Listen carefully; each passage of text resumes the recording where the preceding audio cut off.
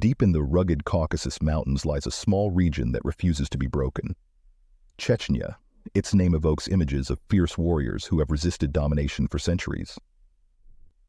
And in the latest iteration of a long line of oppressors we find the Russian Federation.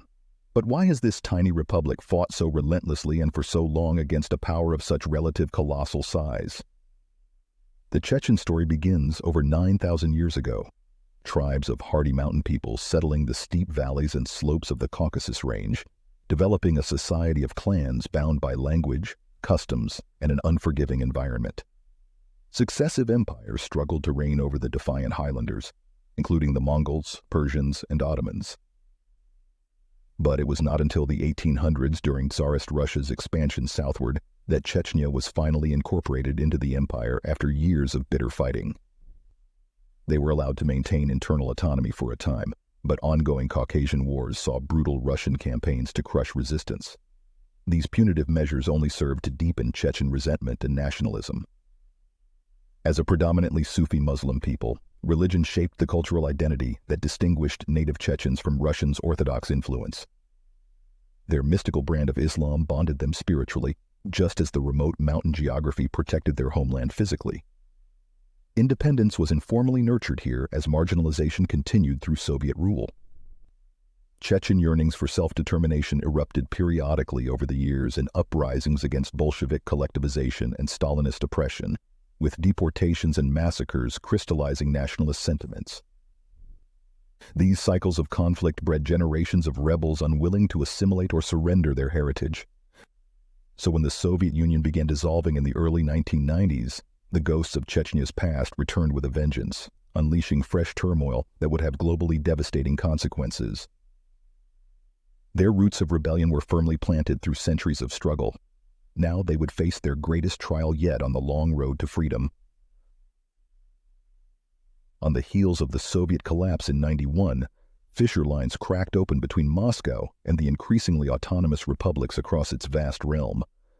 But nowhere were the forces stronger than in the Chechen Republic. That same year, a Soviet Air Force general named Dzhokhar Dudayev campaigned his way to Chechnya's presidency, immediately declaring the region's independence from Russian control. More on his life in a future installment, as his story is one of sheer bravery and determination.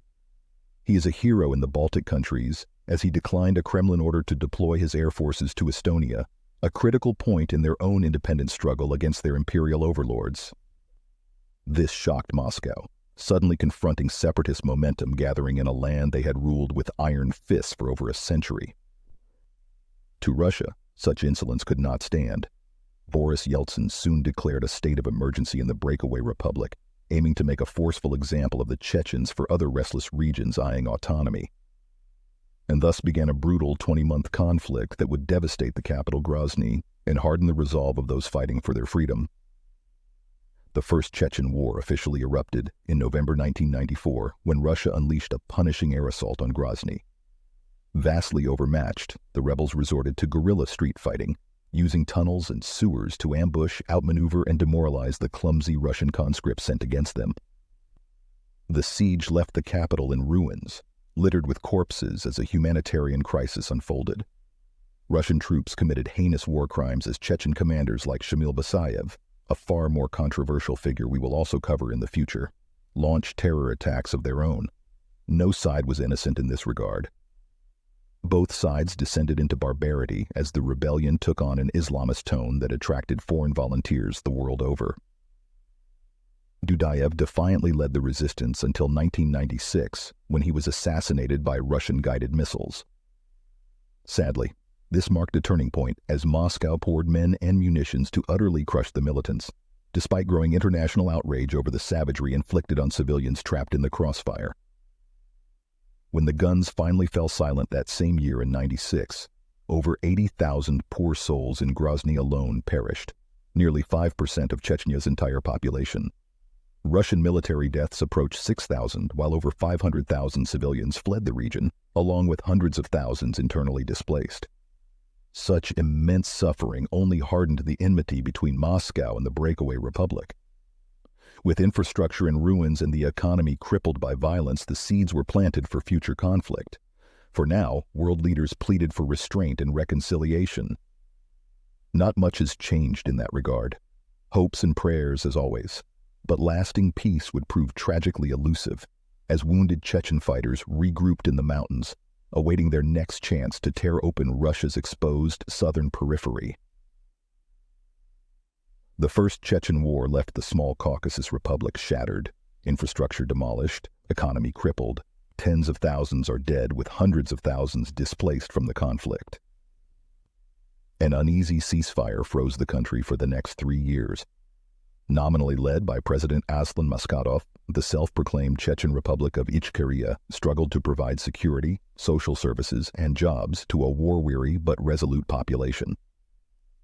They clawed toward rebuilding broken cities, fostering militant nationalism in the unforgiving mountains, while the Russian military fortified positions just beyond the new borders.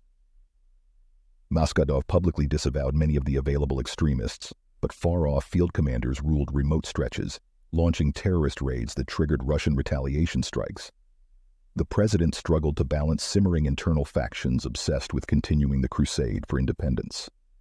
No chief insurgent was more vehement than the previously mentioned and notorious guerrilla fighter-turned-warlord Basayev. Emerging from the forests, his militants launched brutal attacks on Russian villages and secured parts of neighboring Dagestan to try and establish a Caucasus-wide Islamic state. Basayev and allies like Saudi jihadist Ibn Khattab funneled money and men back into Chechnya, carrying out the brazen 2002 Dubrovka theater hostage crisis that ended in hundreds killed. The smoldering lawlessness stewing in Chechnya provided all the pretext Putin needed for another aggressive intervention when a series of apartment bombings shook Moscow. Now, these bombings are incredibly controversial, and we will probably never know the truth behind them, but many do feel the FSB themselves triggered at least some of these events as a twisted excuse to solidify control in the unruly region. Declaring the entire republic a terrorist haven threatening Russia's territorial integrity, he poured over 80,000 troops back into Chechen territory that year with unrestrained fury. Diplomacy was abandoned. Grozny once again found itself besieged as the full might of the Russian bear rained down. A shock and awe bombardment campaign commenced, block by block blitzes reducing neighborhoods to gravel with wanton abandon. Russian commanders leveraged cleansing operations while insurgents targeted infrastructure, carried out hostage takings, and struck soft targets like the 2004 Beslan school siege. This horrifyingly ended in hundreds of civilian deaths, which shocked the world and only served to strengthen Putin's resolve. By 2005, the capital Grozny lay utterly flattened for a second time. The same year saw leader Maskhadov killed, and then Basayev himself eliminated in 2006. One by one, the leaders were being eliminated. While decentralized bands of guerrilla fighters fought on until 2009, they were now characterized as Islamic fundamentalists by Russian state propaganda. Even though ailing puppet leader Akhmad Kadyrov was assassinated in 2004, Moscow installed his son Ramzan to lead a ruthlessly repressive pro-Russia regime in Grozny, backed by state military might. And again, the human cost was catastrophic on all sides.